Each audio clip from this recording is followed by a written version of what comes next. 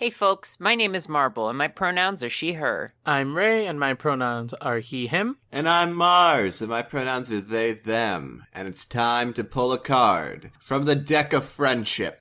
This is a podcast where each week we talk about an episode of a game-based friendship anime. And this week we're talking about Yu-Gi-Oh! Season 1, Episode 2. The gauntlet is thrown. The gauntlet is thrown. We did see them throw a gauntlet. Thanos was there.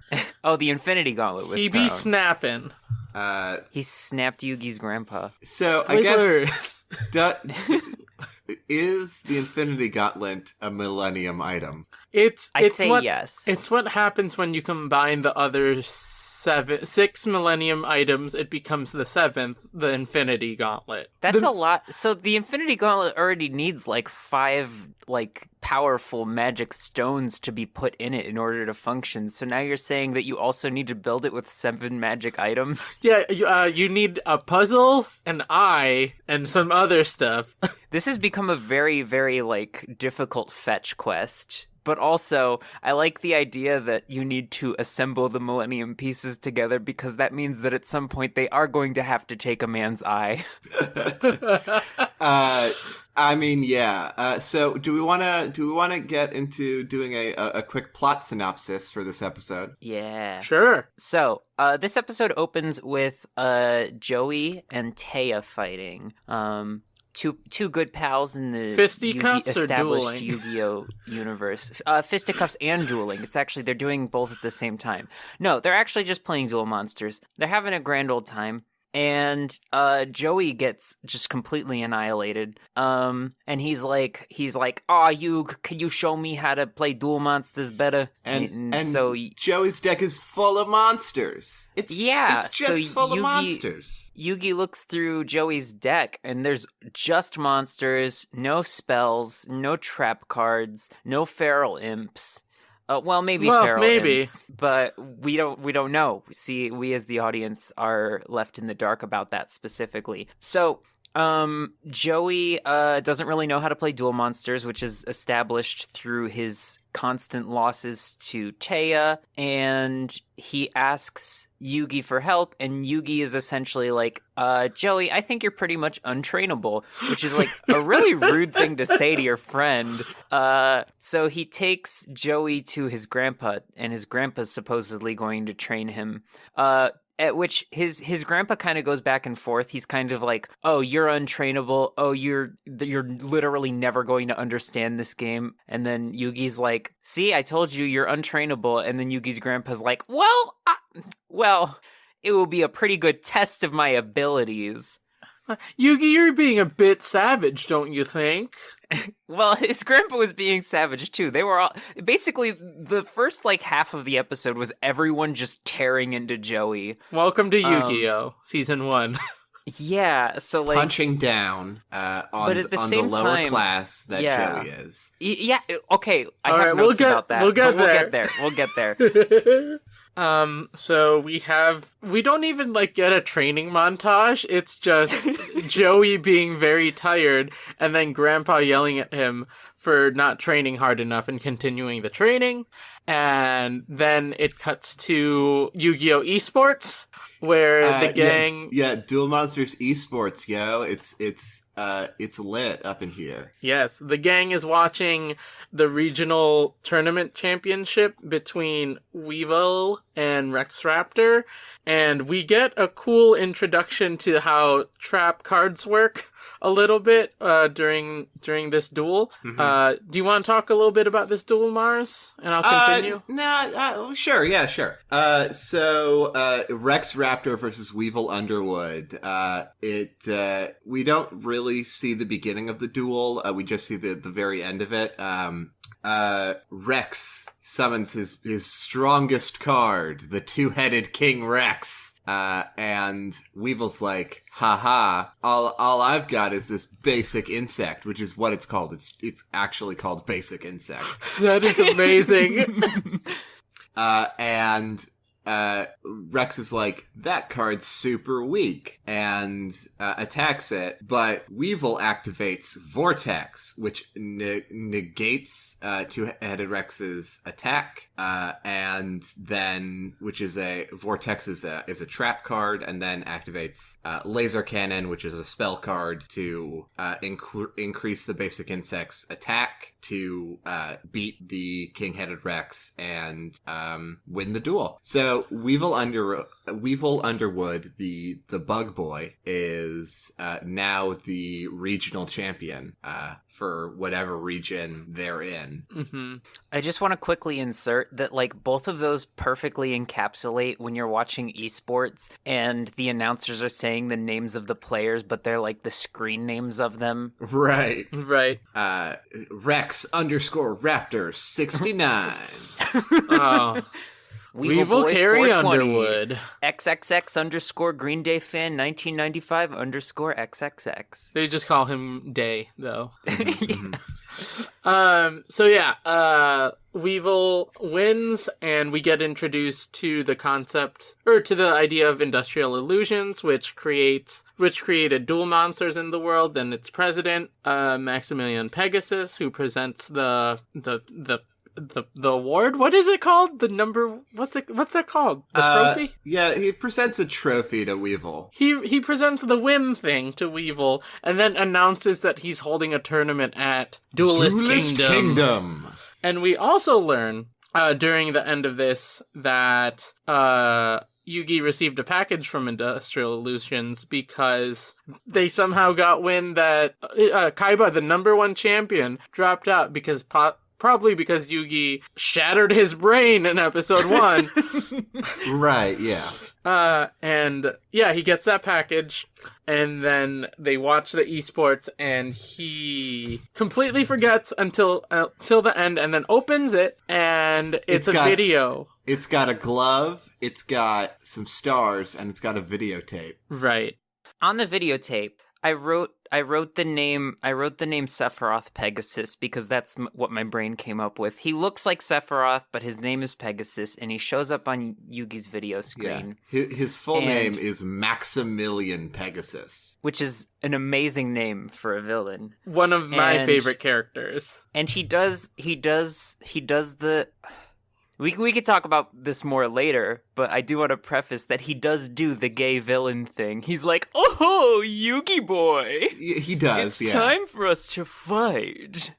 He uses his special eyes to freeze time, and he freezes all of Yugi's friends, and he's like, "Yugi boy, we're going to duel, and you don't have a say in the matter." And then he puts a timer on the little VHS tape screen. Yeah, it is important to note that Pegasus is dueling through the VHS tape. I didn't write the exact line down, so take this with a slight grain of salt, but I'm pretty sure his friends are like, how is he able to answer what we're saying if it's a VHS tape? And he freezes time and goes, "It's magic!" Yeah. That's basically what happened. That's basically what happens, yeah. It's incredible. And so he freezes time, and then he's like, "Yugi, you have to fight me." And Yugi's like, "Yu-Gi-Oh!" Okay. Yeah, he's like, "Yu-Gi-Oh!" And then they battle. And then they fight. And then they duel. So the events of this duel are, like, it says it's got a 15-minute time limit. The actual events of it happen over, 5 minutes. Yugi tries to summon a dragon, but oh no, Pegasus, with his spooky eye, is like, "Guess what, Yugi? I know every move you're gonna make." And he activates Dragon Capture Jar, which captures the dragon that Yugi was trying to summon. And it basically goes like that for a while, where, Yugi keeps trying to summon monsters, and Pegasus is like, "Guess what? I've got exactly what I need for that." until Yugi has the bright idea because he's just like, so Pegasus can see the cards in my hand, but maybe he can't see the cards that are in my deck. So he plays cards directly from the deck without looking at them, which is kind of a wild strategy. I'm gonna be real. Yeah, real quick, in my notes, I wrote, what a strat, just like, in exclamation and bold, because like, what? What? My notes say the counter to Pegasus is playing a card from the deck with just like 800 question marks after it. Yeah, so, and Yugi happens to draw and play his most powerful monsters just from the deck. So he starts off with Dark Magician, and then plays Celtic Guardian, and then plays Summon Skull, which are his 3 most powerful cards at this point in the show. I mean, he still does have Exodia in that deck, but it just doesn't come up. Not this time. Not this time. Not even a piece of it. Not even a piece of Exodia. And do you think that Yugi... I'm sorry, I'm gonna pause for a second, because Yugi's still doing, like, schoolyard duels. Do you think he just still sees busting out the Exodia deck on random fools at school? Well, I think that he doesn't, only because the Exodia pieces in random schoolyard duels would dilute his like really good monster cards, because it's kind of like a plot thing, you know, like he needs it to come in at the last minute and like destroy Kaiba. I think that he's saving it for when it needs to Deus Ex Machina him out of some tricky stuff. Right, he's saving it for the day when Taya is revealed as the true villain and he has to fight her. I haven't seen this show before, Ray. Oh my god. I forgot what the show is. Spoilers, I forgot this episode 2. I'll talk about it when we get there. Mm-hmm. But yeah, basically, like, this duel, it just exists to show that, like, Pegasus is no joke. He can do all this weird psychic magic stuff, and can absolutely see your cards before you play them. I can see your cards, Yugi boy. Sorry. Don't be sorry. Pegasus, what are you doing here? Oh, you know, magic. I'm here to invade your podcast with magic. Now it's time for a duel, Mars. Oh, well, do you have Duel Links? I don't have a physical deck. I've kidnapped your friends, Ray and Marble. Mars, help us! Help us, we're stuck in the Shadow Realm! Okay. This is my anime voice, help me! Mars! Mars! Please! Mars. Yeah? Yeah? Yeah, Marble? I believe in the heart of the cards. Cool. Friendship! I still don't have a physical deck, so this is gonna be... That's okay, I don't need Well, it. it looks like you've already lost, Mars. It's not really... Pegasus, I gotta be real, yo. It's not I'll like... see you next time. Okay, well... Bye! Just leaving in the... Do you have the link cable for the Game Boy Color? We could play Pokemon. Wait, hold on, are there 2 Pegasuses? I think he's just switching between a voice. Or maybe it's his 2 eyes mentally talking Pegasus to you. and his brother Pegasus. My brand. Oh god. So going up to a gay couple. So which one of you is the Pegasus and which one of you is the Pegasus? We are. Oh no, that's also like peg and bag, like top bottom. How fun. Okay. I really have to leave now. This is uncomfortable for me. Yeah. This is the worst day of my life. See you in the Millennium Games. Okay. And back to our regularly scheduled podcast. So Pegasus. That was a bit. So Pegasus and Pegasus, both left, and thank you for breaking the curse on the way out, Pegasus and/or Pegasus. We're still in the Shadow Realm, Mars. You have to save us. I'm not. Why are you, Ray? Are you alright? Ray, why are you still in the Shadow Realm? Wait. Oh, They left wait. Ray. No. They left Ray. No, left my Ray in eyes the were Shadow just Realm. closed. Oh. Typical. I'm good. Okay. Oh, I'm back. Okay. Oh, okay. Alright. You're good then. So okay. I was gonna say good thing because good thing podcasts are an audio medium. Mm-hmm. You don't need to see. You're just gonna leave me in the Shadow Realm? Wait. No, we are... No, continue. So, Yugi in this duel against Pegasus, he comes within seconds of winning the duel. His summoned skull attacks Illusionist Faceless Mage, which Pegasus summoned earlier, and comes within seconds of winning the duel, and then the time limit runs out, and it's just like, oh well. Here's an important thing that I almost forgot to mention. Grandpa loses his soul. That does happen. He does get Infinity War.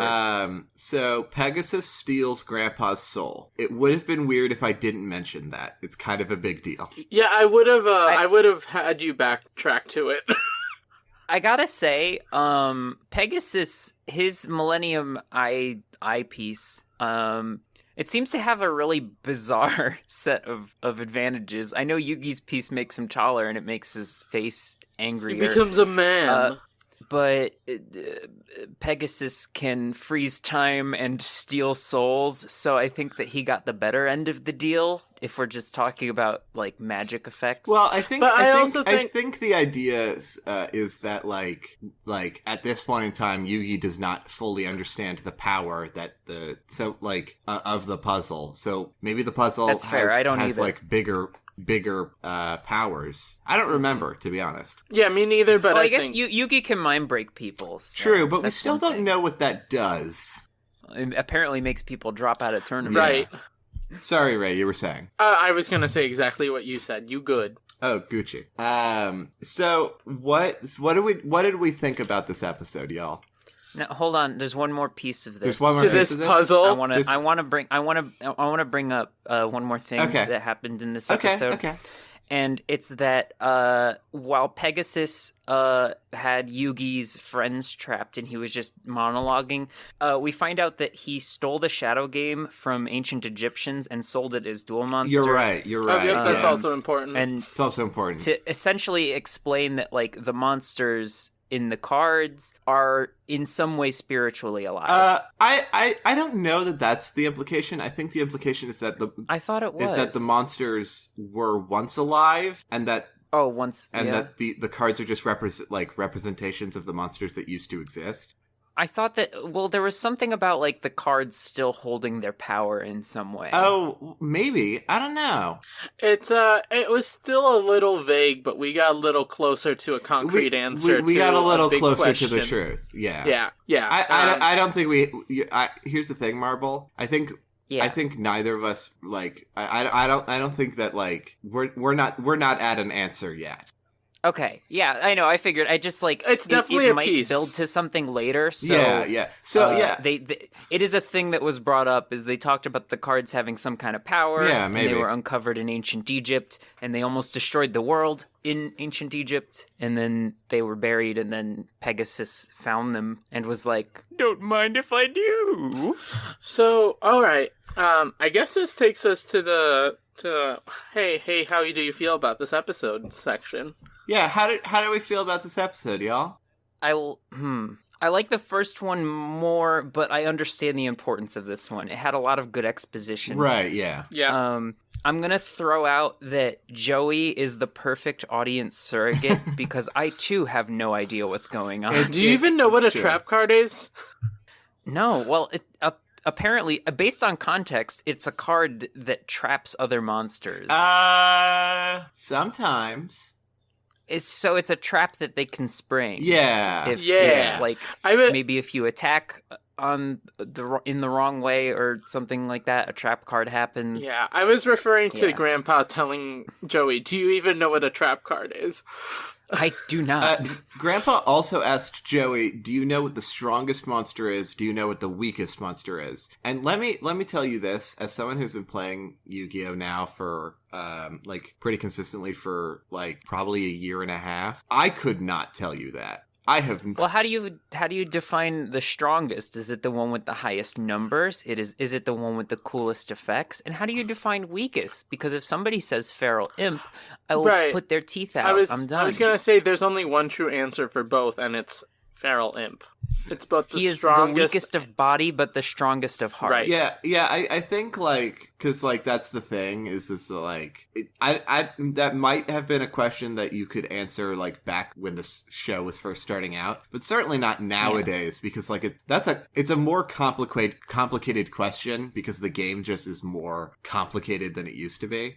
Right. Maybe it was meant to be a riddle. Maybe he's trying to get Joey to think outside the terms of strength, you know? Like, open your mind, Joey. And he's like, don't mind break me, you. And then he left the tournament. So, do you think that's actually a good question? Do you think that all of Yugi's friends are constantly just a little bit worried that they're going to get mind broken?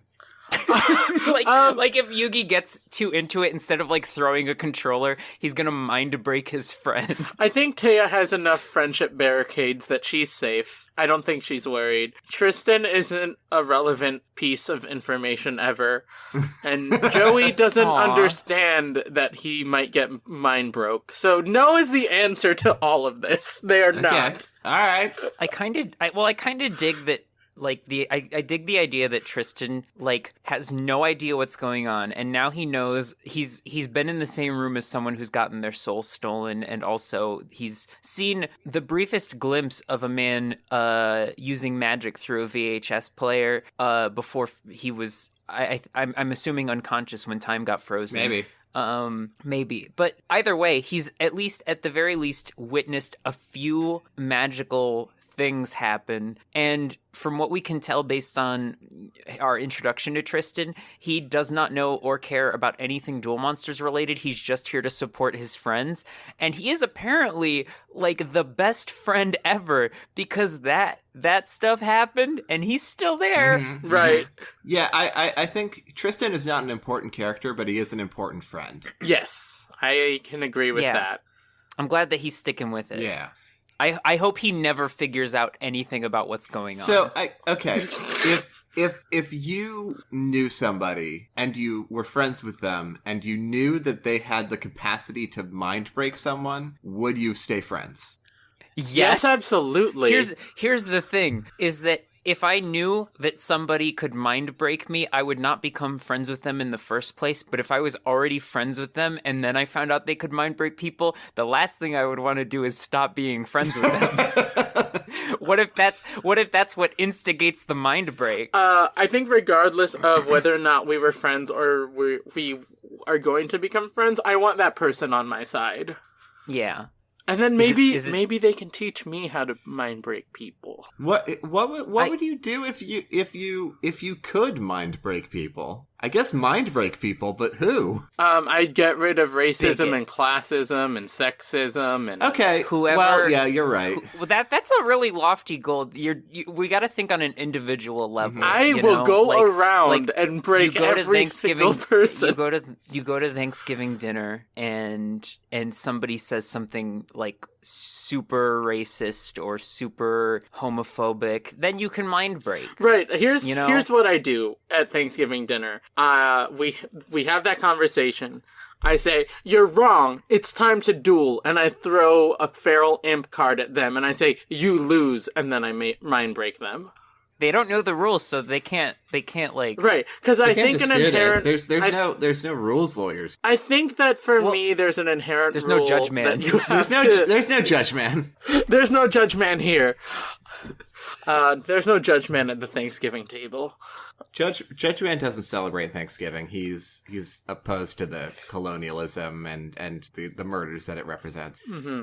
Right. So, I was thinking, like, do you have to play a duel with someone in order to mind break them, or can he just do it, but he decides to, like, throw it out at the end? I think that he has to win a duel, because I think that if he didn't, he would just mind break mid-duel, so he, like, could win. Right, I think it's because they already lost, their guard's already down, like, they're already mentally drained, and he can just break it.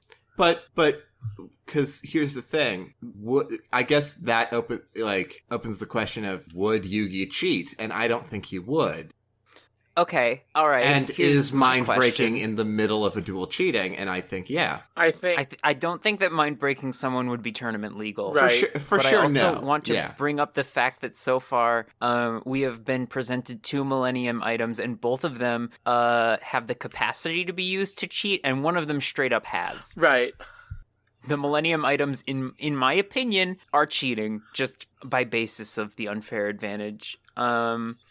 And, like, Yugi didn't use his to cheat, which is, I assume, why he's the protagonist. But Pegasus did. What if Pegasus was the protagonist of the show? I think he is. I think we'll get there. They don't let gay people be protagonists. So, Wow, that's really rude. I guess, because do we want to talk about Pegasus a little bit and the voice choices that they made? Yes, I want to talk about Pegasus. I have looked up Pegasus voice actor. I never want to stop talking about Pegasus. Yeah, no, I'm so glad you're on the Maximilian Pegasus train with us. Like when they do that, like the Disney villain, gay, evil homosexual trope, I can't help but be like, that's my character. They belong to me. You decided to write them poorly, so they're mine now, and they're actually doing something good. Although it's hard to say that for Pegasus, since he accidentally did a he's stealing souls and stuff. So well, he accidentally did an appropriation. He did raid an ancient Egyptian tomb and steal their wares and sell them. That also, yeah. That's actually probably more egregious than stealing an old man's soul. Yeah. I mean, it's other people's culture. It was in a pyramid, and pyramids are like I know that they're in some way sacred. I don't want to say anything incorrect because I haven't done any research, but I know that you're not supposed to go in and just take stuff like magic cards and Millennium pieces. Yeah, those were put in the ground for a reason. Let's just leave them there. Yeah. So I just I had to relook up Pegasus's voice actor. He was also the voice director for a lot of 4Kids stuff. So he interesting voice actor and voice director. So he hired himself. I hope so, because he was the perfect choice. He was just now, like, is this like a Tommy Wiseau situation where he saw himself in the character so much that he was like, only I can do it justice? What's his name, and does he look particularly like Pegasus? His name is Darren Dunstan, and we will have to get him on the show and ask him all these questions, is the thing. Not that question. There are definitely pictures of him online on whether or not he looks like Maximilian Pegasus. True, Did someone say my name? It's me, Darren Dunstan. Do you have questions for me? Oh boy, let me just... Hi, Darren. Oh, did you fall down? I dropped my everything, I'm so sorry. You can just click this. There's some images there and some notable roles. Okay, everybody listening to this right now, can you go ahead and type this into your search bar? https You can skip that part. www.google.com/search RLZ equals 1 capital C 1 capital ASUM underscore lowercase en capital US. I'm gonna go take a bathroom break. 713 US 713 ampersand lowercase q equals Darren plus Dunstan ampersand stick. Why am I letting you continue this? H4S I'm just gonna let her go. I need to leave. A lowercase g. She's not even halfway through it, folks. Lowercase u. Capital L, capital W. This bit is over. Marble, please. You need to stop. Thank you. All of that needs to be dead. Put it in the ground. I am the Pharaoh. I am putting this terrible shadow game into the ground, never to be found until Maximilian Pegasus decides to bring it back up as a card game. Oh my goodness. Jeez. You're the one that had me click on a link during our audio podcast. Listen, that's not a war crime. Is it time to talk about social issues now? Because I'm ready to talk about social issues. I actually think it's about time to talk about Dragon Piper. Dragon Piper. Oh, sure. Dragon Piper. Yeah, why not? Which one's that? Dragon Piper was the thing that seduced Yugi's dragon. Right. Oh, is right, this is Card Corner. Yeah. Yes, welcome to Card Corner. The French... I actually... Go ahead. Go ahead. I was just going to say the French name for the Dragon Pipers, Chemin des Dragons. Ooh. It's a monster card. I really thought it was going to be like a magic card, but it's a monster card, I guess. That's surprising. Yeah. It's also, not to steal your thunder, but it is a fire type monster, which I'm not sure I would have placed on. Yeah, me neither. And it's a pyro effect, and it's a level 3, and it has an attack of 200 and a defense of 1800. I kind of wish Pegasus read all that out. Oh, I would love during the fight. Right. If, like, during every episode, like, no one knew what any of the cards were. So it's just like, I play Dragon Piper. And Taya's like, what does that do? What is it? What is it? What is it? Level is it? What? What type is it? Is it a monster card? Is it a spell card? You gotta tell me. So, this card has a flip effect. So, here. No, it doesn't. Yes it does. I'm just gonna throw out that in Card Fight, they actually do that with, like, every card. It's the best. You get all the details. I thought it says flip on the card effect types. On Dragon Piper, not where I'm looking. It just says once per turn you can take control of one Dragon type monster sealed inside Dragon Capture Jar. Oh, are we looking at different things? Because mine says flip, destroy all face-up Dragon Capture Jars on the field. If you destroy any challenge all face-up Dragon type monsters on the field to attack position. I'm betting. Here's what I'm betting. I'm betting this card has changed over the years. Yes, I think you're right. And so this is the end of Card Corner. It's destroyed. It's been sent to the Shadow Realm. Well, before we do that, I do want to say that I wrote down the exact thing that Pegasus said when he pulled that card, Please. which was, oh, a very rare card.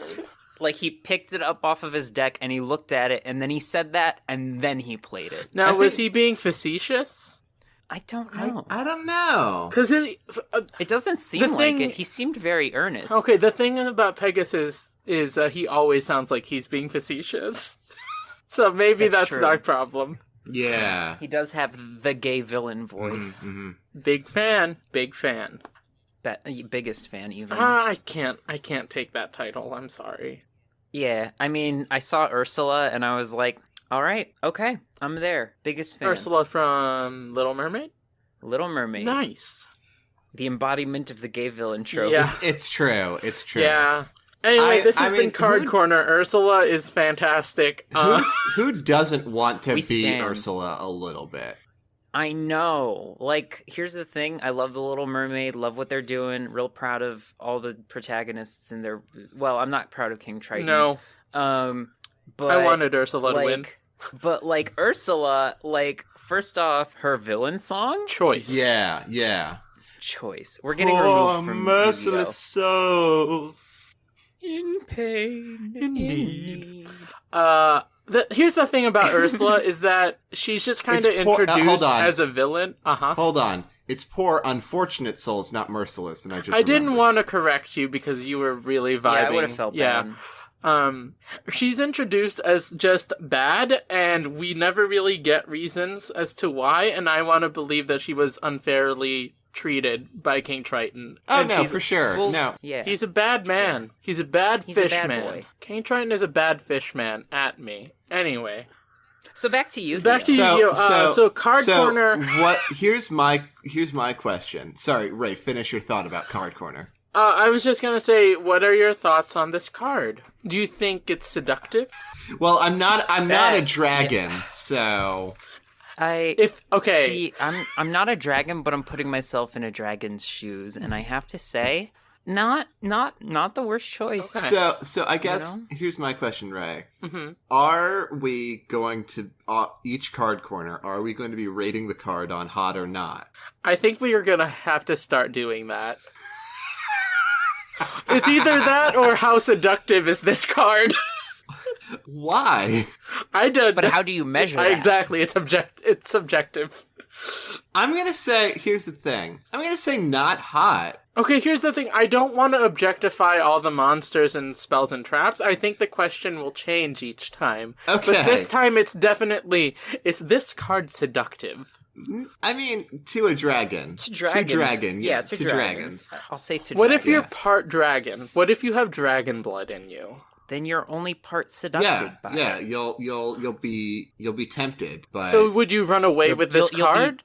You'll be titillated. would I run away with this card? Yes, would you? I need to know what its personality Yeah, is. I Well, feel if like you flip it.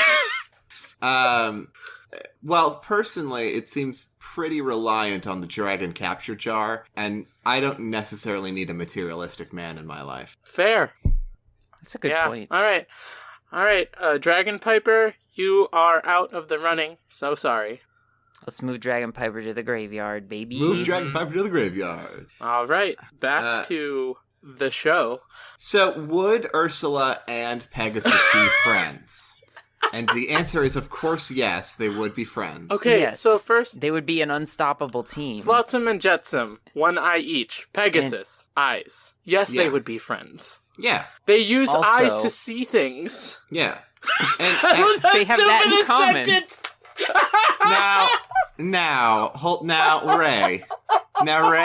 Ray. Can we examine that sentence really quick? No! Can we just take a deep look at that sentence? They both have eyes, They so use eyes to see things. Ray, I quote, they use eyes to see things. But you know what I mean? Flotsam and Jetsam are Ursula's eyes because she's trapped in the cavern. No, I totally know what you mean. But it was... I understand what you mean, and I get what you're saying, and I totally support you in everything that you do. But This is gonna be in the show notes when this episode comes out. It's just the description is they use eyes to see things. it's true. It's true. Boy. Uh, Yes, they would be friends is my answer, and they would cause chaotic gay energy into the world. it's true. It's true. I feel like, is there any reason to believe that Ursula is canon in the Yu-Gi-Oh universe? she looks like she could be a Yu-Gi-Oh card. You know what? She does look like she could be a Yu-Gi-Oh card. It's true. You know who she is? Who is she? She's actually Pegasus's ex. Oh, okay. That's They're definitely still friends. Interesting. Okay, that's definitely. So it's a sort of like gay lesbian solidarity sort of thing. Yes. Like they thought that they were straight and they had that like compulsory heterosexuality at the same time. They dated in high school maybe, and then they became friends in college, and then they started doing evil conspiring together. You know, like rubbing your hands together. Ursula was maybe like, don't steal from Egyptian tombs, and he was like, what? Can't hear you, already doing it. On the plane to Egypt. Yeah. This is not where I expected this to go. So, are you implying that Ursula has a cell phone? In this universe, Yes. Okay, good. Yes. Thank you. And Ariel's voice, if we're just keeping with the canon. Oh, so she won. and Pegasus was like, don't steal young girls' voices. Already doing it. That's not a good Ursula voice. Already? I can't do Ursula justice, I'm sorry. I'm not raspy enough. Ursula Justice is a good band name. I wish I was that raspy. Just say body language really loud. Body language. That was like Roz. Oh no. It's all in there. Body language. No, that's nothing either. Wait, what if Ursula and no. Roz are related? Okay, I can't keep continuing this train. Okay. This Now, is- hold this on. is getting hold bad. on. Back to you. Oh no. Ursula and Roz are the same person. I'm lost. You've lost me. Continue? Ursula and Roz are the same person. Monsters Inc. is set before Little Mermaid. Hold with me. Okay. And that's why Roz isn't in Kingdom Hearts 3. Right. Because Ursula's already dead. Right. Yeah. Oh. It was there all along. And does that mean Yu-Gi-Oh's canon to Kingdom Hearts? It is now. Yeah, no, absolutely. Not to make this about Kingdom Hearts. No, yeah, but- so, yeah, absolutely. Well, here's the thing. All of this is only canon in the Kingdom Hearts universe. Duelist Kingdom Hearts. Good. Oh my god. Wait. I'm going to make a connection with my extensive Kingdom Hearts knowledge real quick. Okay. All right. And I'm going to apologize in advance for it. If all of this is only canon in the Kingdom Hearts universe, that means it's also entirely canon in the Toy Story universe, because both Tetsuya Nomura, the creator of Kingdom Hearts, and the folks at Pixar confirmed that what happens in Kingdom Hearts is canon to the Toy Story universe. Yes. Now, here's what all the things that are happening here are also canon to Toy Story. I hope... Here's the thing. I don't give a hoot about Toy Story 4. I think 3 was enough. But I hope that Sora is mentioned by name in Kingdom Hearts... or in Toy Story 4. I will cry, but also the Toy Story Kingdom Hearts stuff takes place between 2 and 3. I want to say. Yeah, well, they were just going through some stuff in Toy Story 3, so I want so just like I want a flashback scene, and Sora will be there, just standing Remember there. When this podcast was about Yu-Gi-Oh? What's that? Here's the thing: everything is about Yu-Gi-Oh. So. It's true. We're just doing a really good job. We're still talking about the same universe anyway. Right. It's so true. Okay, it's true. Here's another tie-in. Rex the toy is actually Rex Raptor. Okay.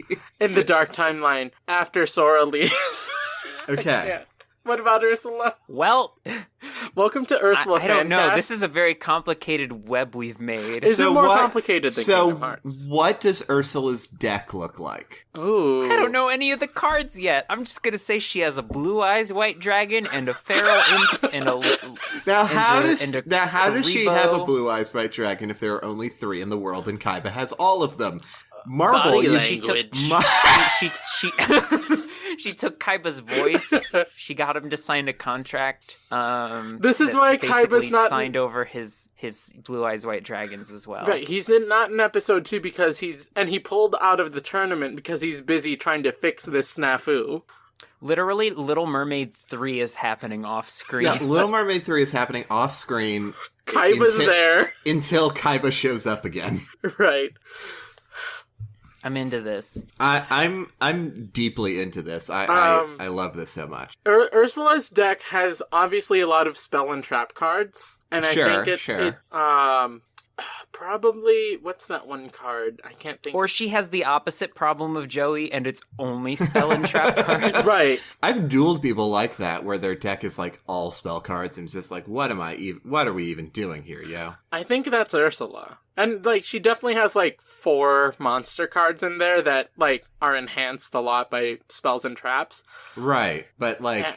She's got to really wait to actually draw those monsters. Right. Can I ask a question about the rules? Yes, please. So they have the swords of... Revealing Light. I want to Light. say swords of revealing light. Yeah. Suspend the game for, like, 3 turns. Yes. Can you just put, like, as many of you want of those in your deck? No, or just, like, 3? I think 3 or 4? I think, like, 3 is the limit.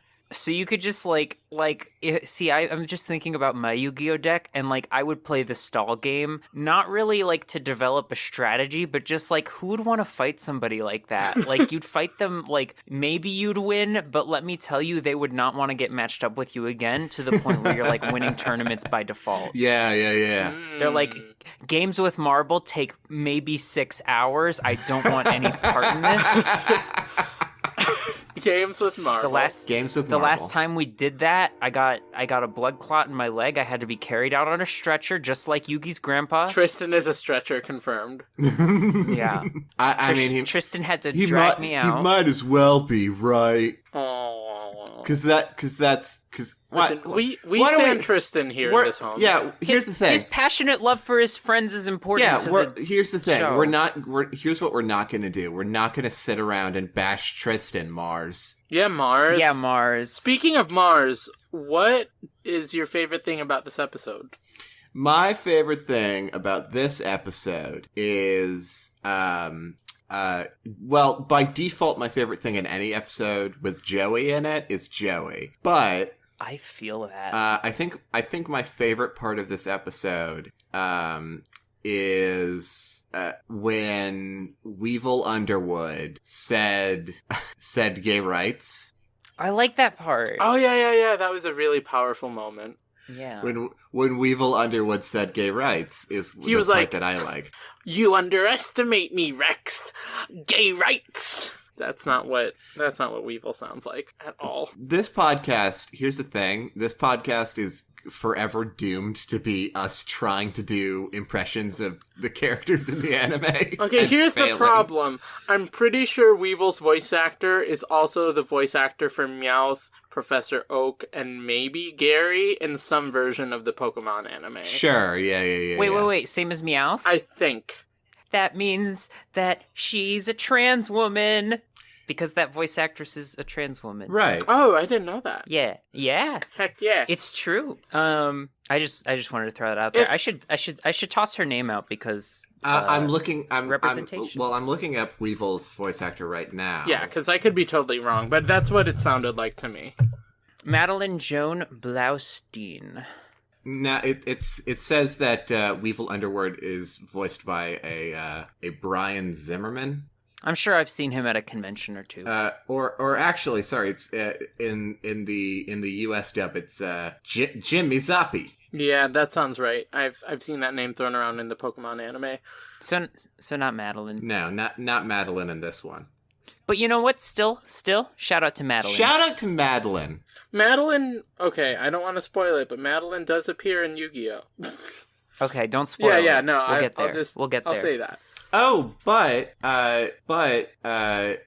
you were right in that at least for right now, Jimmy Zappi, otherwise known as James Carter Cathcart, is also voicing Meowth in a lot of things. Yeah, so I mean that makes sense because if their voices are similar, I would probably get it mixed up. Mm-hmm. Yeah, at some point. Anyway. So I was wondering. He also plays the yellow monkey in Ape Escape 2. Anyway. All right. I'll jot that down. Ape Escape 2. Okay. So can I take just a minute to like follow up on the class warfare? Take Absolutely. As much time as you need. Absolutely. Okay. So I have just a bit of this in my notes. I will say that it was obviously like a lot less prevalent in this episode, but like I think that at the very least those themes were present in the fact that like the basis of the show, from what we've seen in the first episode, relies on it being present. Because it kind of like, you know, it doesn't seem like it's going to be central to the show if it continues down this path of what we saw in this episode, because essentially, Yugi is sort of like helping Joey with his deck and finds out that he's only got monster cards in it, no magic cards, and then he kind of spends a lot of time like talking down to Joey, and it's not necessarily a bad thing. He's like, I think you're untrainable. I think you're beyond help. Even though in the last episode he was a bit more compassionate about his privilege, saying things along the lines of like, oh, it's just because my grandpa owns a card shop, so I have access to better resources. The script didn't say it like that, but that's essentially what he was getting across. And meanwhile, Yugi's grandpa apparently learned nothing about class privilege from the last episode because he treated Joey like absolute dirt, like the whole time. Yeah, it's true. So I feel like Grandpa, if this were me writing this show, I'd say Grandpa needs to be taken down a peg. Okay. Well, like, he did get his soul stolen. He did, but it wasn't a direct consequence of his actions. Fair. It was more poetic justice, if anything. So I think that it's gonna be there. Like I think that the class struggle is gonna be there. And we actually did see a little bit of it because it's not. See, it's hard to say if they're like following this theme necessarily. I somehow doubt it. But it's also like they do explicitly say that these things, these monsters, the shadow games that the ancient Egyptians were playing did almost bring death and doom to the entire world. And Pegasus just marched on down to Egypt and stole the shadow game and then turned it into something fun and quirky and profitable, which is like, you know, that's a very capitalist endeavor. Yeah, I mean, that is pretty much the definition of cultural appropriation. Yeah. So it's like the themes are there. I don't know if they're there on purpose or if that's just like a plot device, but the themes are there. And I can't say based on what this episode has shown me, I would say that like it's impossible to tell from my perspective of somebody who's never seen Yu-Gi-Oh! It's impossible for me to tell what they're going to do with it, but they did set a lot of things up. Like they are flirting. They are flirting with the themes of capitalism and how it's negatively affecting the lives of these people and how it's literally being used by the villains. So far, we've seen two villains. One is an extremely rich person, like a child. He's still in school, but he has his own company, and he has all the money in the world, and he has magic holograms, and he has the three of the rarest card in the entire universe. And the other villain we've seen is a guy who raids tombs because he needs ideas for what to sell in a children's card game. And so he robs tombs and then he sells evil spirit cards to children. So like both of the like antagonists that we've been introduced to in some way are directly linked with capitalism. So like here's the thing, I think it's still there. I don't know. They might abandon that completely and be like, oh, well, Pegasus is just a villain because he's a villain. And that's maybe possibly the route they're going to take. But here's the thing. The puzzle pieces are there. The Millennium puzzle pieces? Yeah, sorry I kind of rambled that time. No, not at all. Oh, you're fine. I want to keep examining these themes because they are there, and I will rigorously. You're gonna suss them out. Examine them. Absolutely, I'm gonna suss them out. I have not heard anyone talk about capitalism in the children's card game, which is also very funny because trading card games are inherently a capitalist endeavor. Yeah, absolutely. They keep making this stronger show ones. It's was designed to sell the card game. Yeah, it's gotcha games on paper. Right.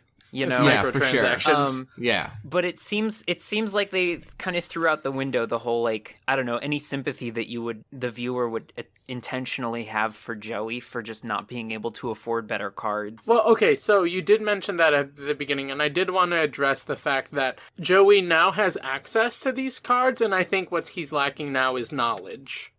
Now, does he have access to them, though? I mean, he can get them like from Grandpa and Yugi. Like, they said nothing about Joey not... Like, Joey made his own deck now. Yeah, right. And I'm assuming part of it was taking them and trading them with Grandpa, but he doesn't know about spells and traps, so he didn't take any of those cards. Yeah. So it's more the acquisition of knowledge. The one thing I will say is that they did take a very, like... pulling yourself up by your bootstraps approach where it's like did. Oh, like now you've got to train to be better at the card game, even though I can attest in real life when you play a card game of this caliber, the only thing that matters is money. You know, like how much are you willing to spend on like brand new super rare cards? Are you willing to go to the events where they unbox new releases and you have to pay money? Mm-hmm. Yeah, it's very much based on how much money you're spending on this fun little hobby. It's not a hobby, and like they are kind of treating it like here's our they didn't have a training montage. They had a montage of Joey falling asleep and then his Yugi's grandpa almost hitting him with a kendo stick. Right. Which is basically the training montage. Which is it's training montage adjacent. Right. I just wanted to address that this episode had a lot of exposition and I loved it because we got introduced to the Shadow Realm, the Millennium items, and Maximilian Pegasus, and the idea that the Millennium items can have weird powers, which is a very, very big part of this show. Yeah, and also put some of the events of the first episode into context. It's also interesting because in the dub, Pegasus tells Yugi about Egypt, the Shadow Realm, and the Millennium items. In the Japanese version, he was telling Yugi about the tournament. Right. That makes a lot of sense for like an anime because they would save those things for a reveal later. Sure. Like, little hints are being dropped here, and like, we keep seeing these weird gold items. What are they? And they don't say. And I mean, obviously they don't say in the sub. Right. Which, either or. I'm fine with it. I don't think anything's strayed too far yet, because Yuki still learns about the tournament, I guess. Yeah, I think it's definitely going to be interesting to see how far the show strays from the the original sub. Mm-hmm. Yeah. Okay, I think that's it. Yeah. All right. Well, with that, it looks like our hand's been played. Thank you for listening to Deck of Friendship. If you want to reach out to us, you can find us on Twitter at FriendshipDeck or at deckofriendshippod@gmail.com. Our turn is over. Your move. Your move. Your move.